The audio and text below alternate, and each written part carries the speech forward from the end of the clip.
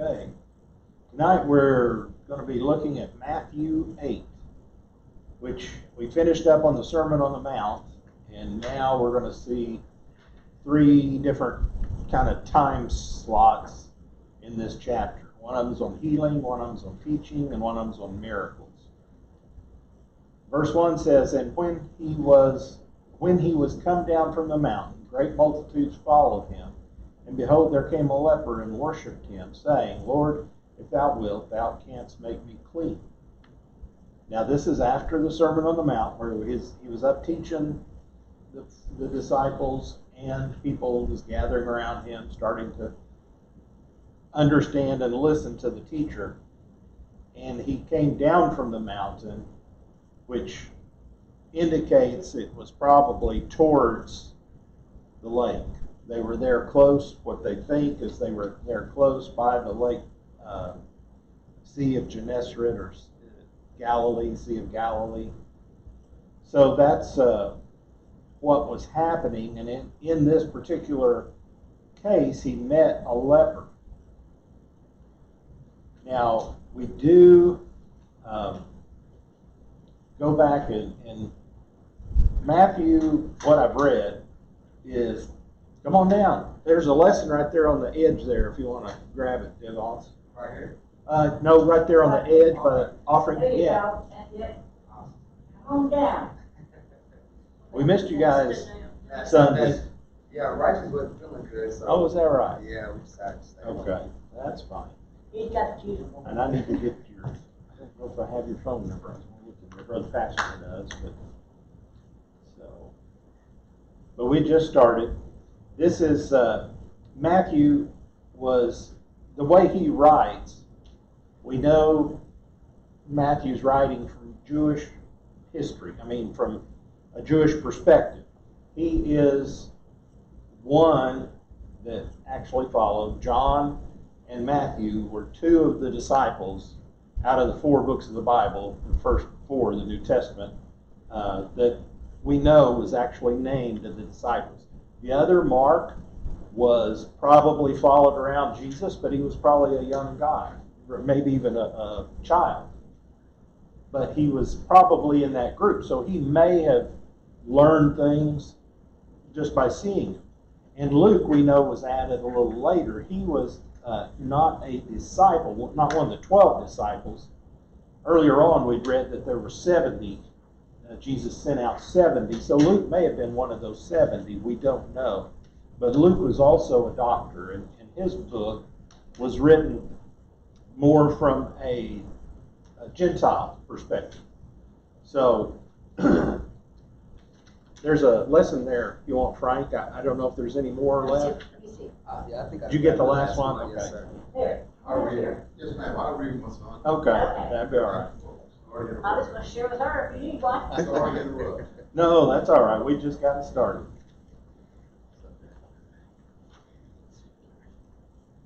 So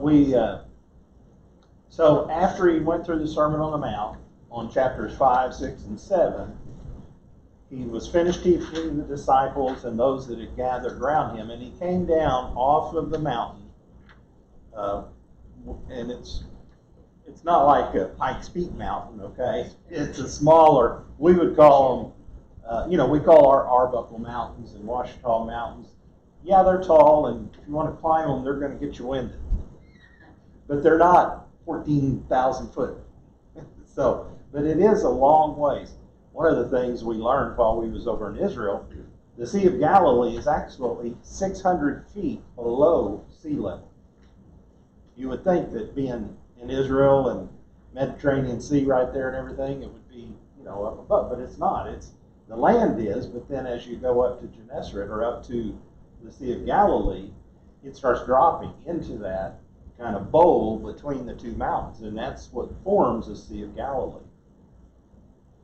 So we jump back to Matthew 4 and 23, and remember it says, Matthew tells us, now Jesus went about all of Galilee, teaching in their synagogues, preaching the gospel of the kingdom, and healing all kinds of sicknesses and diseases among the people.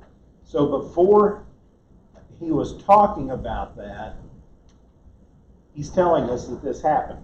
Matthew is not a strict chronology, okay, of what took place. So here he's telling them in a broad sense, this is what Jesus did. He taught a lot of people. He had miracles. He healed all kinds of sicknesses and diseases. And then after 7 and 8, and we go forward with that, he starts naming specific cases. Okay? So we don't know if it's out of place time-wise. Matthew is kind of as we know, he was a tax collector, and he's real studious about keeping records. He worked for the Romans as a tax collector before he was a disciple, so he had to keep very detailed of who was what their name was, how much they owed in taxes, how much property they had, all these things that he had to keep. So we know that he kept very good records. As far as how he kept when he was recording for Jesus during this time period, we see that it may be, it just doesn't, I'll say it this way, they don't all line up time-wise. If you go through Matthew, Mark, Luke, and John, each one of them has a little bit of shifting in the times, when the miracles happen, when other things happen. So we're not, it tells us in a certain, only really one place in Matthew, the very first part of Matthew, when it says he was looking and Herod Agrippa was coming after him as a baby, that sets the time. We kind of know when that time was, okay, because we know when Herod was ruling. After that, it's more of a, oh yeah, I remember this story. And it may have been before he talked about this before. So it's going back and forth. That's just to set the story, to remind you that it's a history, but it's like talking to your grandpa or talking to somebody and they, oh yeah, did you know this story? Did I tell you this?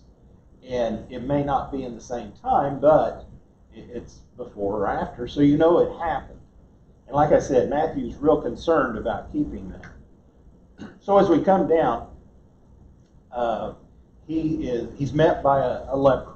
Okay, we talked about this when we were studying in Leviticus, and actually in Exodus also, that leprosy was a disease that today we would call, it encompassed a lot of diseases.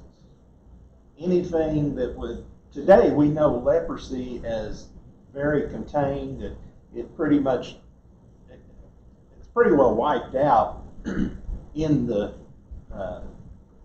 world today, except for pockets of it in undeveloped countries. Now there are others too around, but this leprosy was more, as you studied through Exodus, some of the rules we remember is even if you have a blemish on your hand, you need to go to the priest and see, okay, is this leprosy? And he checks it out and looks at it and says, okay, come back in 7 days. Checks it again, come back in 7 days. Okay, you're good. Or no, that's leprosy. It keeps going. So that's the way it progressed. It could be a very different type. This particular one, this leper, once it started, and it was truly what we would call, I think it's Hopkins leprosy or Hoskins leprosy, Hoskins, I believe it is. Once it starts, they still don't today have a cure for it. Okay, and it starts with a loss of sensation in part of your body, usually your extremities, and it can get so bad where your fingers just disintegrate, hands, legs, ears, nose, just disintegrate. I mean, blood quits flowing to it, and it's a horrible disease that as they look through it. So, and one of the reasons the leper had to cry out, because they wasn't really sure, back then they did not know what the cause of it was, they had to say, unclean, unclean. And they had to stay about 6 feet away.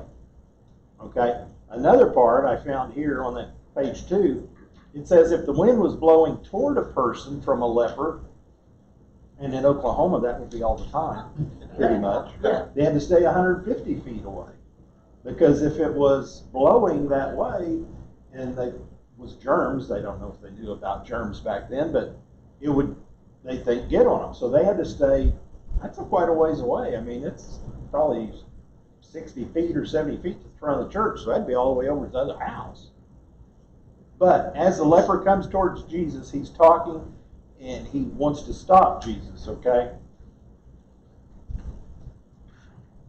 Let's go on to page, and there's a lot of information here to read, okay? I'm not going to go through it all tonight, but you can. Let's go to page 4. And Bertha, do you want to read for us that third verse? On page 4? Yeah. In Matthew. And Jesus put forth his hand, and he touched him, saying, I will be thou clean. And immediately his leprosy was cleansed. Okay. Now the leper, he came towards Jesus in verse 2 and said he worshiped him. So we know he bowed down to him. And he said, if thou wilt, if you will, you can make me clean. He knew, he had heard about Jesus and heard about these miracles evidently, and he already had the faith. If you can clean, if you have it in your will to do it today, will you do it? And that's why Jesus answered him, I will. Be thou clean. And what did he do? He touched him. Now, the only thing worse than touching a leper for a Jewish person is to touch a dead body, because they're unclean. They can't go to the temple. They got to go and wash and set out, I think, 7 days. Remember, we was going through all that in a dead person. This is much like that in leprosy. Same thing.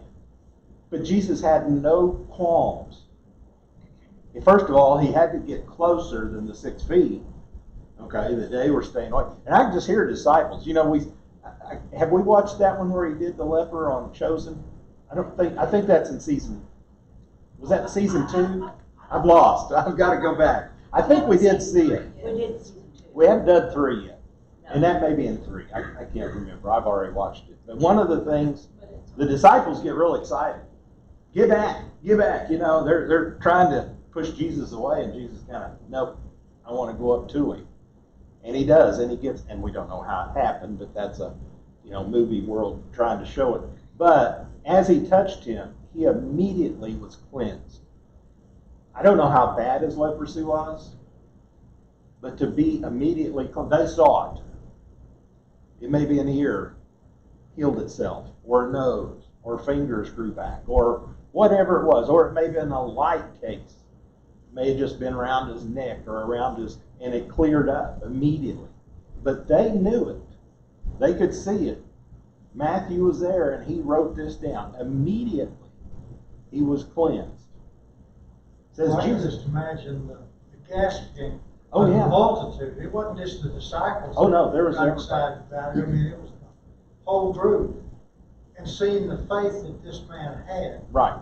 Right. It was a demonstration of that faith. And each one of these miracles is building the faith of these disciples that he has. Because later on, I think in this time period, he sends out the 70, and he sends them out 2 by 2, and he says, okay, now I've given you this power. You go out and do this. And they're like, what? It's like Brother Epperson telling us today, go do what I just did. Go clear out that hospital down at St. John or or St. Francis or something like that. But that's what he did for him. He touched him. Now, he didn't have to touch him, did he? He could just said, be thou clean. But he did. Why do you think he did that? I think he was symbolizing to the crowd. Exactly. That he had healed him. It was safe. Right. They didn't have to keep shying away from him. All that. What does it show in the show that we're watching, The Chosen, that there's always some Pharisees lingering about in the background, and they're watching, and they're like, what happened? What just happened? And he's touching him, Yeah. And it just, so I think he did that for their purposes, that he touched the leper. He would have been unclean, but he made him clean. And that's just, just bowls everybody over. And I just, immediately they start, gasping and seeing what was happening. And we just ask questions and do whatever. I don't know all the answers for sure. We talk about it and we go on about our business. So immediately it was cleansed. So this was certainly true for the cleansed leper. If you ask, it shall be given unto you. This is the first individual healing that Matthew describes. We're told of his healing ministries, as I read earlier in Matthew 4, a few chapters back. But this is the first specific case that he tells us about. Okay, Iris, you want to read 4 for us? And Jesus said unto him, See thou tell no man, but go thy way, show thyself to the priest, and offer the gift that Moses commanded for a testimony unto them. Okay.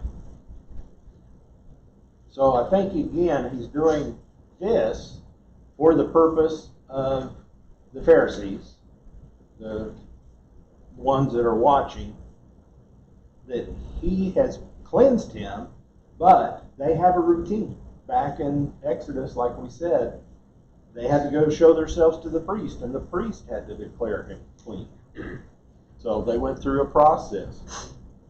But he also told him, don't tell anybody. This kind of gives us a time frame in Jesus' ministry, okay?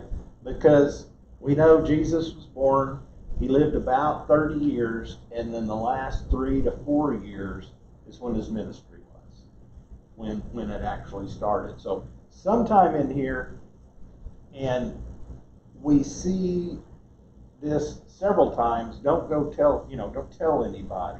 He wasn't quite ready to reveal himself to the world. He was telling these people. Now that's a little odd because he said, go tell this priest. Go to the priest, have them check you out. Well, that's what would normally be done anyway. So it's a little, he's in this time period where it's very beginning of his ministry. He may have been going and got his disciples. We read about that earlier. But as these are building up, then later on, they can't stop it. It's kind of like, don't tell anybody. Well, if you've just been healed of leprosy, you're going to go tell everybody. You're not going to, because they'll say, hey, Joe, didn't you have leprosy? When you see them on the street. Because they were rejected.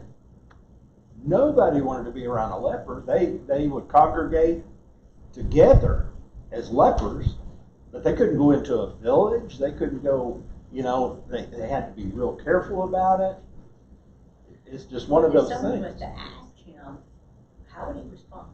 Well, we see that. He would tell them voluntarily. Right. And he knew who Jesus was. Now later on, we see one of them is healed, and he said, well, I don't know. This guy come up, slapped some mud on my face, and I can see. And then later he learns who he was. He sees him again. Here we don't see that as far as he knew who Jesus was. He was sitting there. He's probably listening from afar from the Sermon on the Mount because he had just finished up this, several, Well, it'd be hard not to. Yeah, it would be hard not to. Yeah. Okay, let's go on to page 6 at the bottom. Janet, you want to read that for us? 5 and 6. And when Jesus was entered into Capernaum, there came to him a centurion, beseeching him, and saying, Lord, my servant lieth sick of the palsy, grievously tormented. Okay. Now what's a centurion? He over an officer over 100 people. He was a Roman soldier, so he's not a Jew as far as that's concerned, but he's a Roman citizen, and he's in the, in the army, and it would be like a lieutenant or somebody over somebody. He wasn't the top guy. He wasn't one of the, generals for sure, but he had 100 people under him. Centurion means 100, and we think that's what they had. They had a group of 100. And he was up in this area. We remember Capernaum. Okay, we've talked about that a little bit. I don't think I've showed you the slides of Capernaum, have I? I'll have to do that. I don't want to do it tonight, but I'll have to show you those one day. But up in this area, this is where they showed us where Peter's house, and we'll talk about that in a minute too, where Peter actually lived. Peter and Andrew lived. But in this area, in this Capernaum, that's where they were kind of focused in this area. The Roman guards were placed, in different parts of the places where they had cities. Jerusalem, we know they had a big congregation because that was the capital, and they had a lot of people there. Now, how do you think this centurion understood that Jesus could help him or help his servant? It's not even him, himself.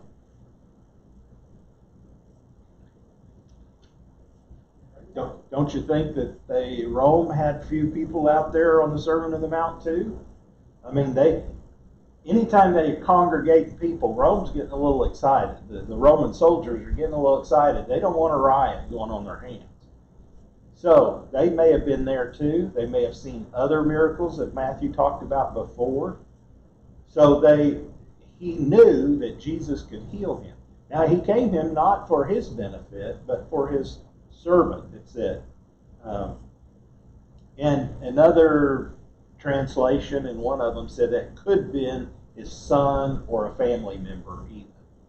He talks about it as being a servant here. That's the King James Version. Well, the Hebrew may have actually it could mean several things, but that's what they said. And it says he's home, sick of palsy, grievously tormented. So whatever he had, he was very sick, and he couldn't do anything for himself. Now we talked about Capernaum. That's where Jesus was. We go back to Matthew 4 again, and it tells us that's where Jesus resided. He didn't have a house, but that's where he came. That's where the disciples in that area. It's right around up there by at least this Capernaum. There's a couple of Capernaums, but the Capernaum there was close to the Sea of Galilee, and it's just an area. Nazareth is in that area where, of course, his father, where he was raised with his earthly father and mother. But anyway, the centurion was a Gentile, and he was an officer in the Roman army. But he felt he had to come to a Jewish teacher to help him. Rome had several gods. They could serve whatever gods they wanted to. They would call upon, Aphrodite for this or Eros for that. But he didn't. He started seeing these things Jesus, a real person, was doing, and he had faith in it because he had already done this.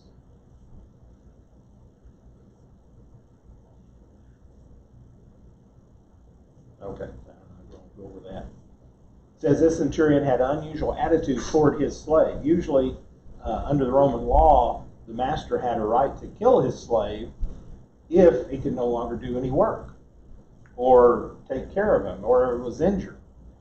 If it was truly, like we said, a slave, kill him and go get another one. But he didn't. He appreciated and loved this servant so much he wanted to help him. So he pleaded with him to come about. Charles Spurgeon says he seeks a cure but does not prescribe to the Lord how or where he shall work it. In fact, he does not put his request into words, but pleads a case and lets his sorrow speak. If we read in some of the other Luke and John, not Luke, but Luke and Mark about this, it said he was very grieved too. Another part of that verse when it's telling us about that. So Jesus sees this of this centurion. Harold, you want to read that 7 and 8 and 9? Hang on a second. Go ahead. Sorry. Question. Yeah. Do we know what palsy exactly is? No, it's kind of like, here again, it's like leprosy back then. It kind of encompassed a bunch of things. Palsy today, we know, like cerebral palsy or some of that, it affects the motor skills where they can't, their arms and legs can't work. It sounded something like that, and it was very painful. Now, it doesn't say anywhere in this commentary, and I didn't read anywhere else where it said what they thought that particular ailment was. Yeah, are you talking about palsy or? Palsy, yeah. Because here again, it's the Hebrew word for, or that's, palsy is the English word for what the Hebrew word is, and it could contain a little bit more than what we know. But we see in his request that he was hurting, he couldn't do anything, and he was very sick. So of that, it could have been several things. But that cerebral palsy, that could be part of it too. I mean, like we know today, I don't know of any other, I mean, I've heard palsy just kind of said like that too. But again, it's kind of with cerebral palsy, they have an order. Wasn't that what Chris had? Or he had muscular dystrophy. He had, I think he had MS, I think. So, but it's something like that. Now MS, a lot of times, I mean, I don't know for sure, but the ones that I have, they don't seem to have a lot of pain. It's just they don't have a lot of control over their functions. No, their muscles. Yeah. Deteriorate my father's friend. So, but in this particular case, it was very painful, whatever it was, for them. That answer your question? Okay. Best I know? Okay, Harold. And Jesus saith unto him, I will come and heal him. The centurion answered and said, Lord, I am not worthy that thou shouldest come under my roof. But speak the word only, and my servant shall be healed. For I am a man under authority, having soldiers under me. And I say to this man, go, and he goeth, and to another, come, and he cometh. And to my servant, do this, and he doeth.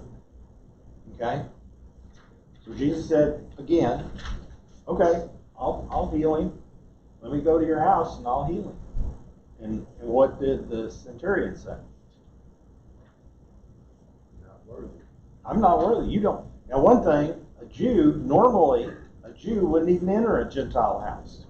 They would be defiled. Okay? That didn't stop Jesus. He wasn't going to worry about that. But centurion automatically, I'm not worthy that you come to my house. All you have to do is speak the word, and I know it'll be done.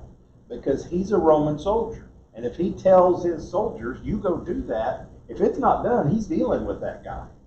And once they've been dealt with, they don't do it again. So he knows he has the authority, that Roman soldier has the authority to tell whoever's under him, go do it, and they'll be done. And he recognizes that in Jesus. You have the authority to tell these diseases, get out of here. And they do, and they can. Okay? Well, you know, with him, to me, with him knowing the law and knowing he can tell anything like that, he also knew the law that he could kill that servant. That's right. That's right. But yet he had compassion.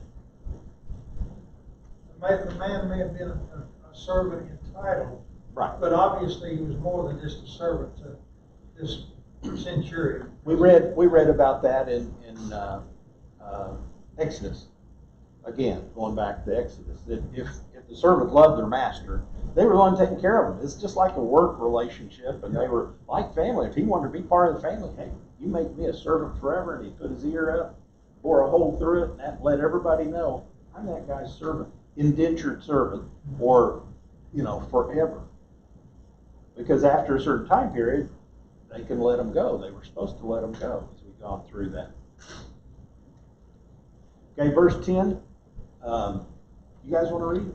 I just want to kind of back up a little bit. Sure, You did say that servant could be translated as his son. Could have been. In the Hebrew Right. translation. So Right. we're assuming that it was his servant. It could very well Could have been his son. It could have been. We don't know for sure. That's what, if you go through here and read some of the other commentaries that I've read for that. It's interesting. But it's either way. I mean, when it's your family, it's a little more personal. And I think, again, okay, we see this and we don't know for sure, but it talks about this centurion. And then a little later on, it talks about a centurion. And a little later on, the centurion says, surely this was the Son of God. May have been the same centurion, whole time, or it may not have been, may have been different ones. It's kind of like we was talking Sunday at church. Paul, every centurion or every guard that he was winning them over. They had to change the guard every 3 or 4 days because he was witnessing to them, and they would accept Christ. So they were just, he was unrelentless. Paul was to them, and here Jesus was seeing this in that. So it even, I think the way the Jewish people or the Jewish language thinks, it was such a close relationship that even if it was a slave, it was like their family. Abraham, when he was, 99 years old, he was going to give his fortune to his slave because he didn't have a child at that particular time. God said, oh, wait a minute. You don't know the whole plan. Let me do it. I got you covered. And then Ishmael come along and he said, nope, that wasn't my plan. Okay, that was the wrong woman. I'm talking about your old one. The old lady. No, I'm sorry. that's so we can see that they're a part of the family. When we were over there, they took us through, and we didn't ever stop at it, but they showed us the Bedouins. I think I may have said this already. They're still just like they were then. They live out. They got sheep, cattle, goats, camels, whatever they're raising out there. They got a bunch of them. And they were just going over the hills down there in the desert part of it. And they had what we would consider 10 houses, 10 shacks. I mean, that's what, when you go by the road, that's all it looked like. But that was their family. And they grew to that family. And when they had sons and daughters, they would bring people into them, and a lot of times they would live right, just like they did back then. The daughters would go live with the sons. Yeah, they would go, if they married somebody's son, she'd go live with them. So they just accepted as her daughter. Or if the daughter came over to them, they would accept him. So it would grow and grow and grow. And she said, our guide said, you could have a group of this Bedouins with the father maybe 60, 70, 80 years old, but he may have, because they have 4 wives over there, they may have 60, 70 kids. And that's the way they do. They just completely took over. Well, it's so close, that relationship that they have. I think that's what it was talking about, that he had, whether it was his son or his servant, it was so close that he didn't want to kill him. It was something that he had more respect for him and he wanted him to keep living for whatever reason. I mean, we, of course, don't want anybody, but the Romans, like I said, they're just a slave to them. They just would go out. But he was different for some reason, this centurion. Okay? You want to read that for us then, 10 through 13? You got it there? Either one of y'all. Either one. It doesn't matter. When Jesus heard it, he marveled and said to them that followed, verily I say unto you, I have not found so great faith, no, not in Israel. And I say unto you, that many shall come from the east and west, and shall sit down with Abraham and Isaac and Jacob in the kingdom of heaven. But the children of the kingdom should be cast out into outer darkness. There should be weeping and gnashing of teeth. And Jesus said unto the centurion, go thy way, and as thou hast believed, so be it done unto thee. And his servant was healed in that selfsame hour. Okay? Jesus just was astounded. He could not hear. I've got these 12 disciples that I've been discipling here for a year or so, some time, and this guy gets it. He's heard me a couple of times, and this guy gets it. He's understanding what's going on, and he was just amazed at the faith that this guy had. And then he goes about and he's talking to his disciples right now. He turns around to them. I envision him doing this. Can you believe this guy? Did you hear what he said? He said, Abraham, they shall come from the east and the west and sit down with Abraham and Isaac and Jacob in the kingdom of heaven. But the children of the kingdom shall be cast out into outer darkness. So just because you're a lineage doesn't make you part of the kingdom. All right? That's what Jesus is trying to. Up until that time, it was the Jewish people, we're going to heaven. We're the only ones that got God type thing. It's the way they were teaching. Not really, but the way they think of, the way the Pharisees had kind of corrupted it. But now Jesus is telling them, that's what he's telling them all through the Sermon on the Mount. It's not what they wrote down, what Moses wrote down in the Ten Commandments and everything that happened on the mountain. What you heard him say, then what I told you different is from the heart. You've got to go from the heart. And that's what he's saying here. This guy understands. He understands in his being that I can speak the word and it'll happen. So just because you're a lineage of it, you may not make the kingdom. May not be one of the children of God. They're going to be cast out, it says. That's just a forerunner of what Jesus was telling us. Later on, when he departed, he said, go out to Jerusalem, Judea, Samaria, and all the uttermost parts of the earth. Go everywhere. And then Paul, as his teaching, as he went forward, he tried to talk to the Jews, and they wouldn't listen to him. So he said, okay, I'm done with you guys. I'm going over here. And he started going and having success in the Gentile, out in the Roman populace, the Greeks and the Athenians and all the different people of the world at that particular time. So the very hour when he got back, he asked them, okay, and they said, "Oh, the servant's great. What happened? And they asked what time. In the very same hour that he asked, he was healed. That's just, outstanding, just amazing. There's 2 or 3 pages on that, so you can read more about that. This is a long lesson tonight, so I'm kind of trying to shorten it down a little bit. Devon, you want to read that, 14 and 15? It's on page 11. Yes. So we shift gears now a little bit. A new story. Okay. When Jesus was coming to Peter's house, he saw his wife's mother lay and sick of a fever. And he touched her hand, and the fever left her. And she arose and ministered unto them. Okay. This is where I'm talking about just before. He was going to Capernaum, and now he's in Capernaum. He went to Peter's house. And when he come into Peter's house, he saw his wife's mother, Peter's mother-in-law, that was sick. Now, a little, like I said, back, I don't know if it's in Matthew. I think it may be a little bit before that in Mark or Luke. It talks about Peter and Andrew lived there.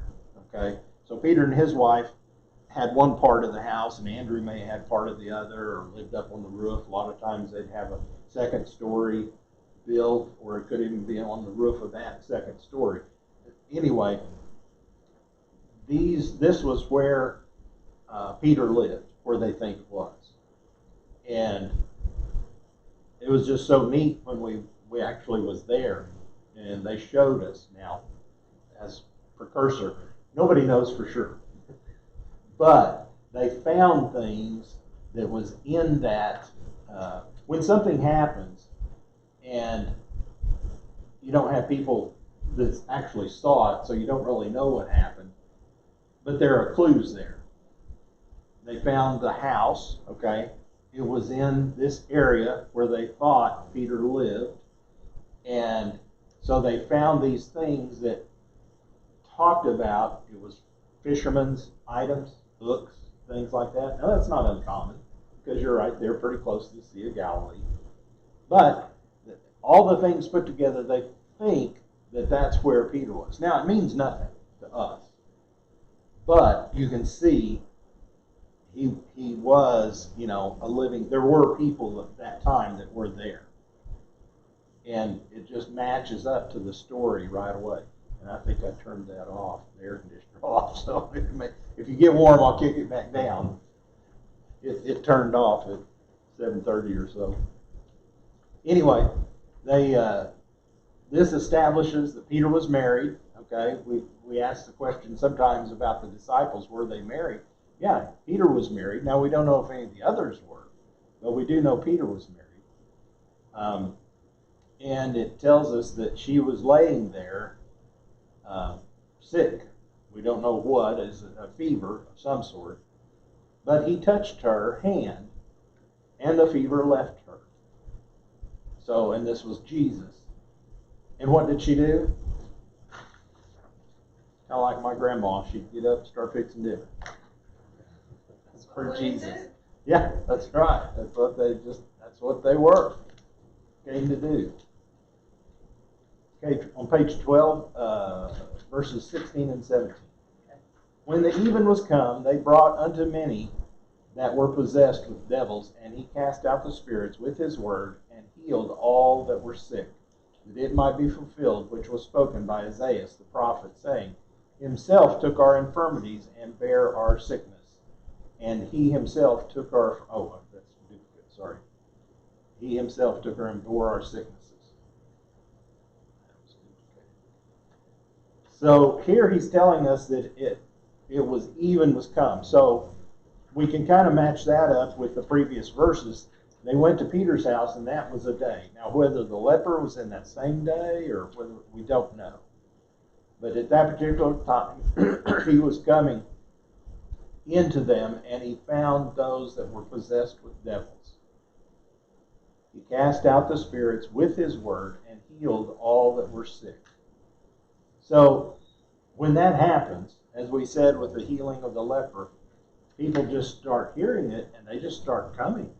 They want healed too. They want all the, they could have whatever Jesus could feel. And we see that in the Chosen series when he healed the lame man, and everybody was gathered around. I think that was James and John's house is what they portrayed it as. I don't think that's what it was, but that's what they portrayed it. Everybody started gathering around, and here again, the Romans, they start congregating around, not wanting.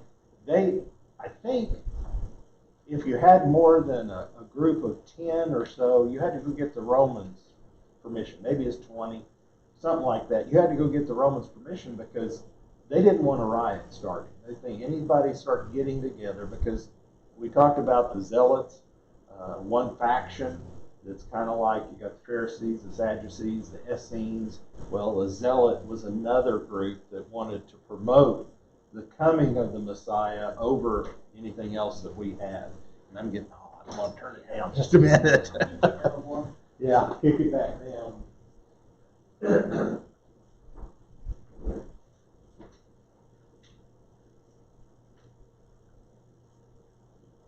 You guys ought to be glad last week it was this hot when we left.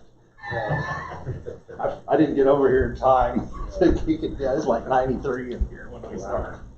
So, okay, so this is a revelation.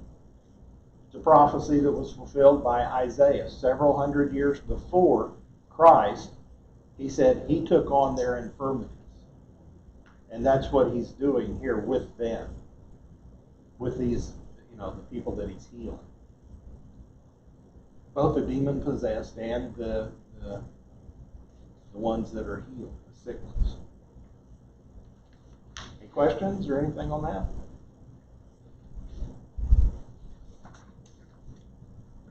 All right, let's go to page 14, I'm sorry, 18 through 20. Bertha, you want to read that for us?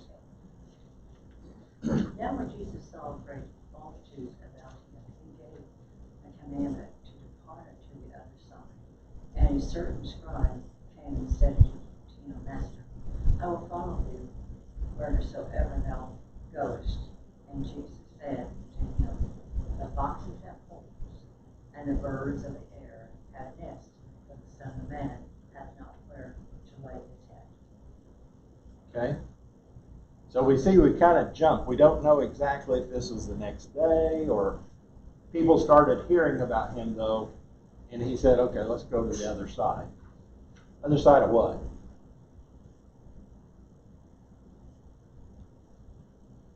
The other side of the town? Probably the other side of the lake. We see him say that a few times. Yeah, in there we see that because it's not going to be easy for them to get across the lake. They're going to have to get a boat, go across, and the crowds, these are relatively small fishing boats that wouldn't contain a large crowd, and he's just trying to disperse them, trying to get away from them a little bit. So here he said, let's go out and depart from it. And as they're going down to get into the boat, he meets this scribe. Now, who's a scribe? What do we remember what a scribe is?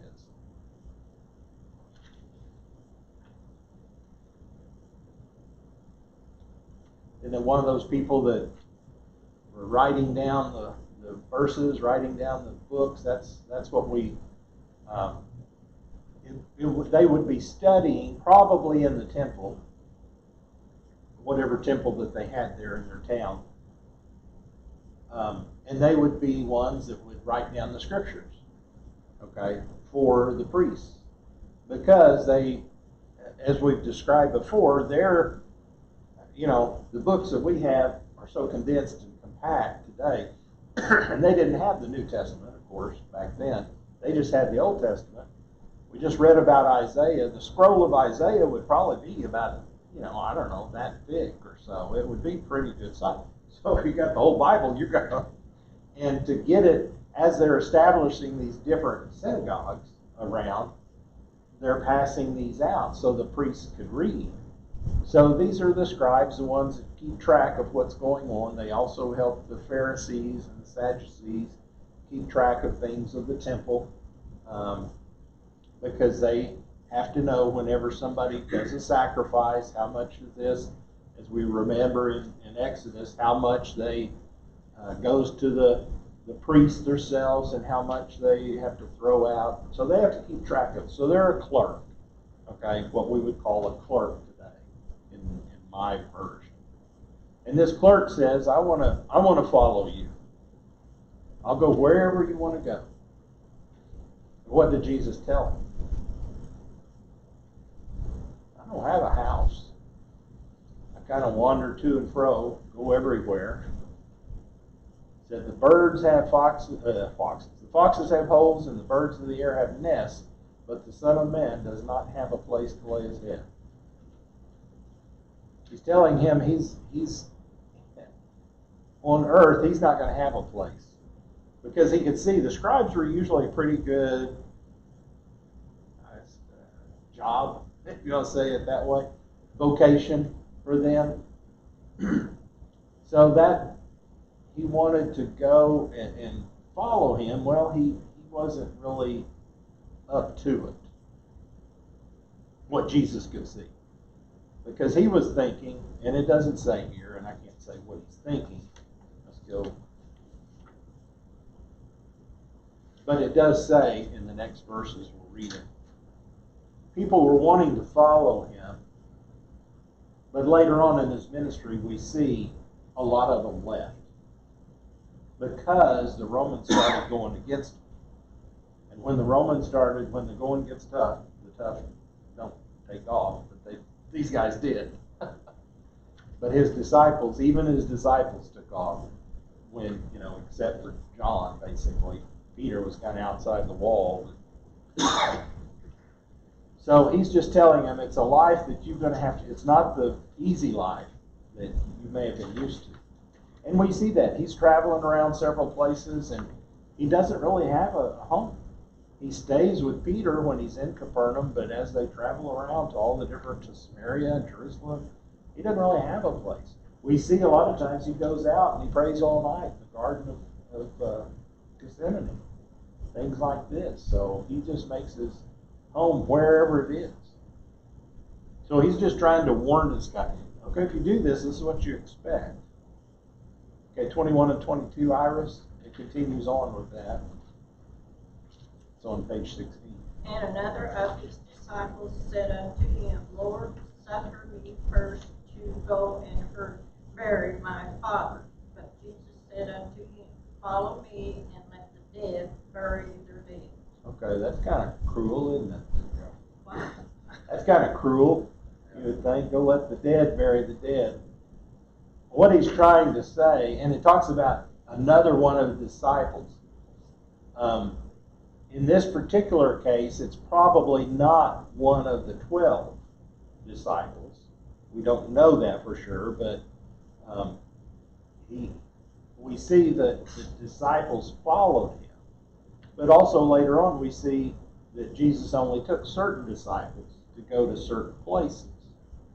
So we don't know exactly if this was one of the 12, but it uses the term disciple, and this is probably more of a wide meaning, more like the 70 disciples that he called early on in his ministry. It said the man wanted to follow Jesus, but not just yet. He wanted to. He knew it was good and it should do it, but there was a good reason why he could not do it now. Here again goes back to the scribe. If the scribe was too quick in promising, this disciple was too slow in performing. So you got kind of two different ways. One was wanting to do it right away. The other one, well, I'll do it, but I want to, can I come tomorrow? We kind of see that with Nicodemus too, when we study that in John. That Nicodemus is torn. He realizes what's going on with Jesus. Jesus is teaching him, but we never see much about Nicodemus until, again, the latter portion when Joseph of Arimathea marries him, and it tells us that Nicodemus helps him do that. Jesus wasn't afraid to discourage potential disciples. Unlike many modern evangelists, he's interested more in quality than quantity. I thought that was pretty good. Okay, Janet, I'm going to read Storm 23, 24, and 25 on page 17. Want me to start at 23? Yeah, 23, 24, and 25. And when he was entered into a ship, his disciples followed him. And behold, there arose a great tempest in the sea, insomuch that the ship was covered with the waves, but he was asleep. And his disciples came to him and awoke him, saying, Lord, save us, we perish. Okay. So this goes back to the story previous to that, where he said, let's go to the other side. Here it tells he's entering into a ship. So we see that it was probably the lake he was getting ready to go across to. And he was tired, and in one part of it, Jesus went down and laid down, and it tells us here he was asleep. He got tired, but the storms kicked up real quick. Like I said, that sea is below sea level. It's about 600 feet below. The top of the mountains are probably somewhere above sea level, probably 400 or 500 feet. Well, when those fronts come across from the Mediterranean or even from the other side, from the east, that just kind of dumps down into that area. And storms come up very quick, they say. And that's what happened here. A tempest arose really quick, and like I said, the ships they had were fishing boats. They were relatively small. I don't know how many men could fit in them, but it wasn't a lot. The 12 sounded like at least the 12 was in it, plus Jesus. So it was, but it was getting so bad that they were getting excited, I guess, or terrified. That's what was happening. Because they probably, is he going to wake up? Is he going to wake up? Is he going to wake up? And finally, they called out, save us, Lord, what are you doing sleeping? We're about to sink here. Okay, Harold, 26 and 27. And he saith unto them, Why are ye fearful, O ye of little faith? Then he arose and rebuked the winds and the sea, and there was a great calm. But the men marveled, saying, What manner of man is this, that even the winds and the sea obey him? The disciples are still learning that he is God. He is God in man's form. And he controls the winds and the waves and all these things.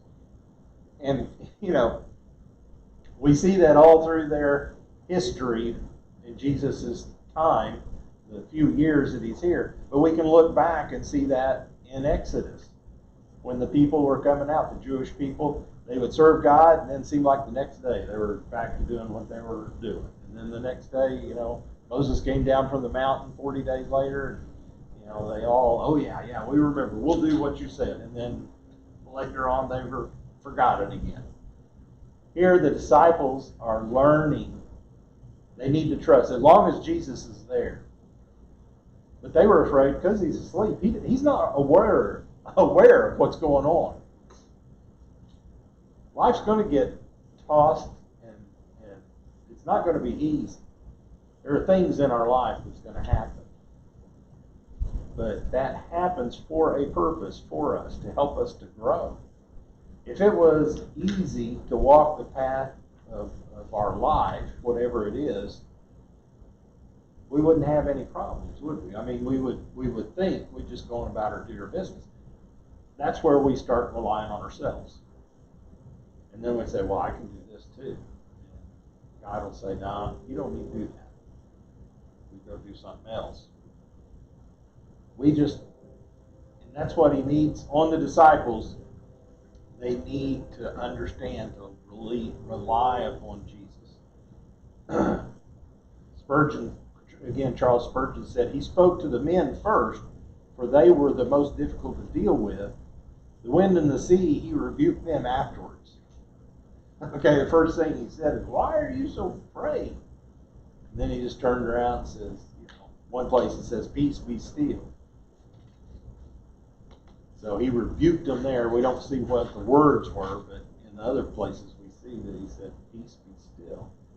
And then the men was just like, wow, who can control the winds and the waves? So they're learning now who Jesus is. Frank, you want to read 28 and 29? And when he was come to the other side, to the country of the Phrygians, Good enough. there met him two possessed with devils, coming out of the tombs, exceedingly fierce, so that no man might pass by that way. And behold, they cried out, saying, what have we to do with thee, Jesus, thou Son of God? Art thou come hither to torment us before the time? Okay. So they did make it over to the other side of the lake. And as they got out, they were in this country. One place calls it Gadarenes. Another place calls it Gergesenes or something like that. And it's just a little ways off of Galilee, the Sea of Galilee right there. But these guys, these two, were possessed with devils, and they were coming out of tombs. They had no place that they were living except in these tombs out there. And one of the things they told us, of course, that there's no tombs inside the city limits. All the tombs would be outside the city, especially if it had walls. They would be outside. So there wasn't anybody around them. But it says they were exceeding fierce, so that no man might pass by that way. So Matthew was aware that these guys, we landed in the wrong place. We shouldn't have landed here. It's kind of what he's writing down. That they came out, but when they saw who it was, they knew. Why did they know?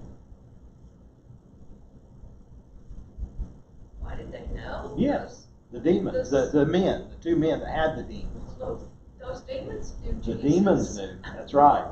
The men were controlled by the demons, and they knew who he was. And he talked to them and said, art thou come to torment us before the time?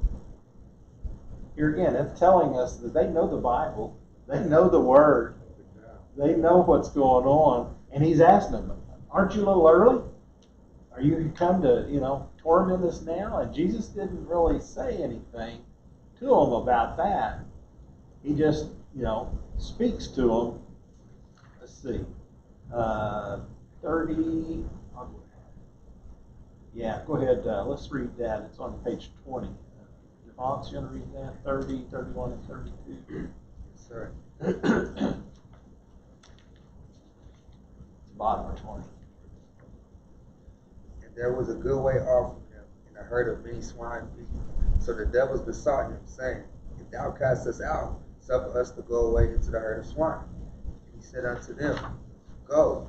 And when they were come out, they went into the herd of swine, and behold, the whole herd of swine ran violently down a steep place into the sea, and perished in the waters.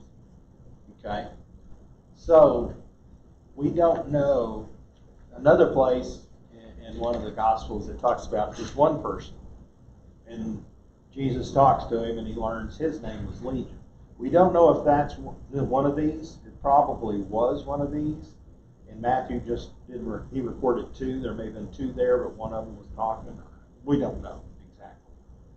But we do know that there must have been a lot of demons because there was a whole swarm, a whole herd of pigs there that they got into. So Jesus didn't answer them about tormenting them. He just kind of let them wait. And then the demons spoke again, and they said, let us go over to these pigs, and we'll get out of your way. Well, they did, and then the pigs, they got so wild up, they took off and ran down into the ocean, or the sea, and they drowned. They perished in the water. So we kind of, here again, the people gathering around and his disciples seeing this. Wow, he just spoke to the sea and it obeyed him. He spoke to these devils, demons, and they obeyed him. Who is this guy? Who are we really? We don't really understand who he is. He has not come out and told them explicitly yet, but he will a little later in his ministry. So yeah, why would the demons want to be cast into the pigs? I'm not sure. They wanted to, here again you get into kind of demonology, and I don't know a lot about it, but they wanted to still stay here. What I've read, it tells us that when Lucifer fell, it said he saw him fall to the earth when he was cast out of heaven. When they had the war and was cast out of heaven, he took a third of the angels with him. And those became the demons. And then it goes on and says, and they were they were in the pit, reserved for the end time.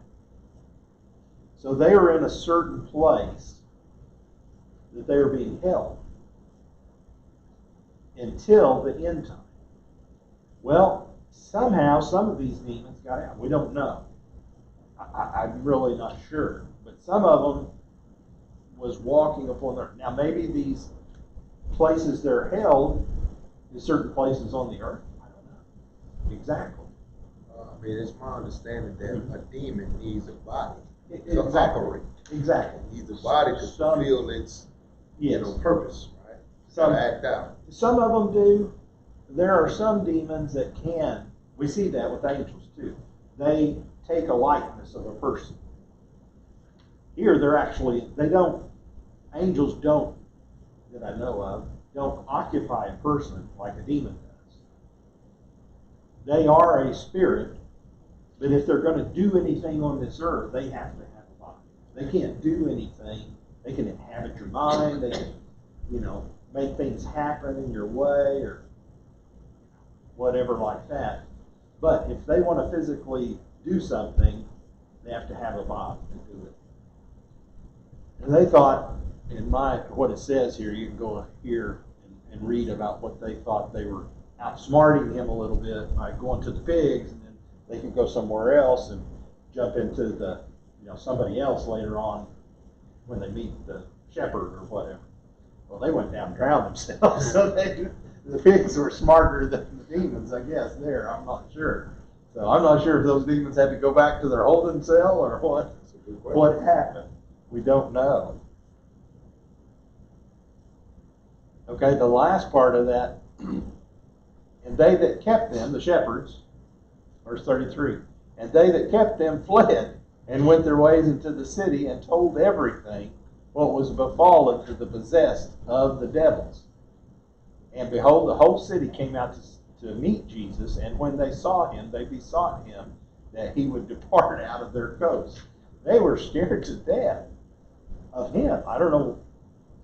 I guess because of his power is what he could do to, they were just, instead of having the right, wanting them to be a part of him, to be with them, they wanted him to depart. They were too scared, I guess it was, just too afraid. Freaked them out. Yeah. Seeing those pigs run into that Well, those two servants or the servants that he had, the ones that kept him, sure was, they were scared to death. Well, there's always been sinners, even in Jesus' day. Sure. And, Sure. so much of the time, sinners don't want the light shown on their sins. No, that's right. They want to continue doing what they want to do. Right. And so they didn't want Jesus around because Jesus knew, the sins that all the people were doing and everything. And, it's okay. We don't want you here. All right. Well, appreciate everybody coming out. And we'll continue on next week with chapter 9 and see what that holds for us. And Brother Epperson should be back Sunday, so we'll be good.